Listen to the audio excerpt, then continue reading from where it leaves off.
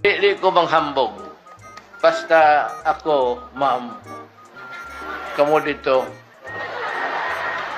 pwede pa kong magkapalipay. Tinoodang, why hambog?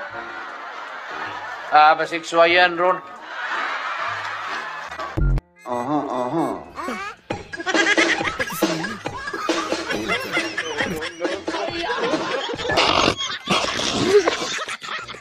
Ang tag-ulan naman po ay, ito po talaga ay panahon ng tag-ulan. Itong darating na June. Pati si Mimi. Ulat yan. Mga kababayan ko, kahit ano karami kayaman mo dito sa lupain. Pag tayo'y namatay. Sino matuwid? Title? Lahat ng presidente may mga ano kami. Ako mayroon na ako dyan. Pero yung akin, sinong gusto magpa-hero dyan, libingan ng mga bayani, bahala ka. Katabi mo yung walang speech dyan. Walang ta-ta-ta, titindig ka pa nagpunta. Ako po ang inyong bago. Wala na, tapos ka na. Tikok ka na. Ang ating Pangulo ng Pilipinas at ito naman Panggulo ng Pilipinas. Wala nang nagawang matinuto. Aking mga aswang, ipagtanggol ang West Philippine Sea!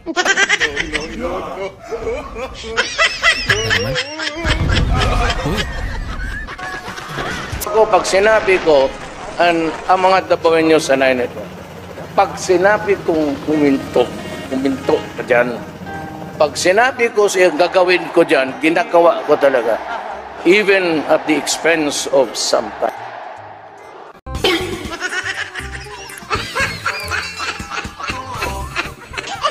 Alright, welcome back to my channel mga guys. How is your life over there? Ito na nga, meron tayong special shoutout sa super thanks natin.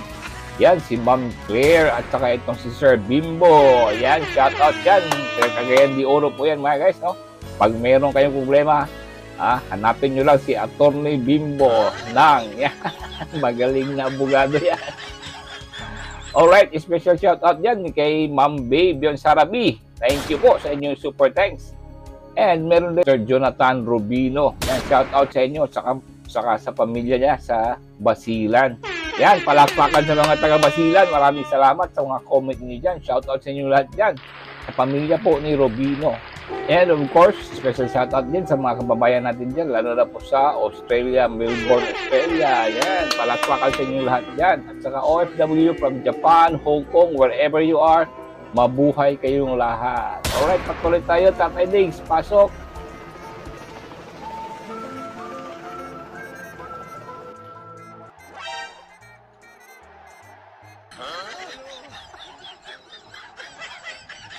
Yun yung gagong nagwarawara dyan sa Makati. Kasi mag-revolt daw sila. Tapos sinira yung peninsula. Ninakaw lahat ng tinidor, baso, lahat ng inumin. Bago nag-surrender sa pulis, ang pagkagago po tayo.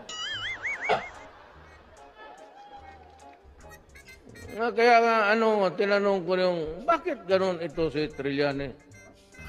Sabi nung isang Navy, sir, ang sikreto niyan, may alam ang doktor namin.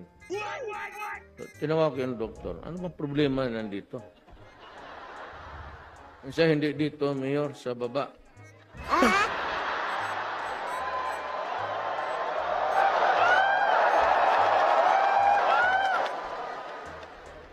Anong problema niya dyan sa baba?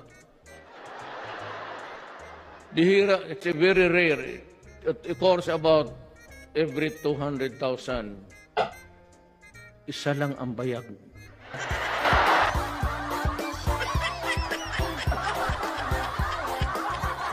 Kondom.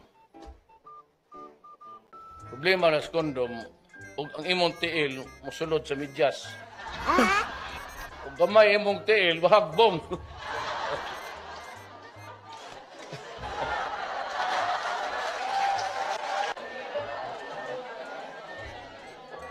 Teka lang, tiil. Pareho na mong edad. Manang tiil, gatiko ko na. Di na mo Ulat yan. Di ganin mo paak. Kaya na hindi reklamo. Sige. Di ba sinabi ko sa inyo kondom? Kasi pero umbot nung sana yung dila, may ang gigamit.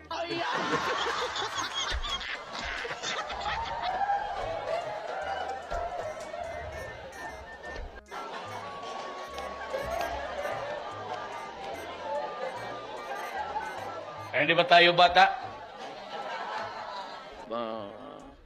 Ang importante, yung mga long term, wag na yun. Bigyan lang tayo ng pagkakataon ng isang saglit sa mundong ito. At nayakap lang naman kita sa pag-ibig. Huwag ka gusto ko na pumunta dyan. Kung na ang pusit ay nagaano ng maitim na tinta. So, wag naman mag-ugaling pusit ang Office of the Vice President. Mo ako kinu-crucify for saying a fact that somebody is convicted of child abuse sitting in the chair. Dahil ba madami kayo dyan sa kabila at nag-iisa ako dito?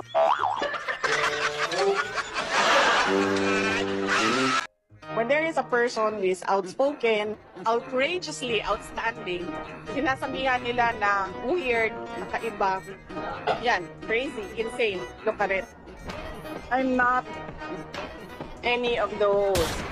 Madami sa kanila ang umamin na may kapalit yung kanilang pagpirma doon sa articles of impeachment. This is not accountability because impeachment, dalawa lang yung penalties dyan. Removal from office, tsaka perpetual qualification from government service. Walang penalties dyan dahil walang kaso dyan. Ang impeachment ay removal process ng isang impeachable officers. Kung gusto talaga nila ng accountability, ay mag-file ng mga kaso dyan sa mga korte. Alam naman natin at alam naman nila na yung mga pirma ng mga congressman, unang-una hindi nila binasa yung articles of impeachment. So if we are to talk about accountability by business groups, dapat questionin din natin kung paano ginawa yung articles of impeachment at paano pinasa yung articles of impeachment papunta doon sa Senado. Tanggapin nyo, talo na ang impeachment. Yun lang yun. Kahit ngayon, kahit sa Hulyo pa, talo na. Vice President Maria Leonor Leni Robredo, this is the third time that I have greeted you, my lady. Sana po may graduation pang iba para makita pa rin tayo. Kaning mga gwapa, adto-ngadto, house and lot. Mo na dugang sa kalipay ka. Looy po ang mayor. Magnganga na lang. Pero di ko bang hambog. Basta ako, ma'am, kamo dito, pwede pa kong magkapalipay. Tinood lang. Why hambog? Pasiksuayan ron.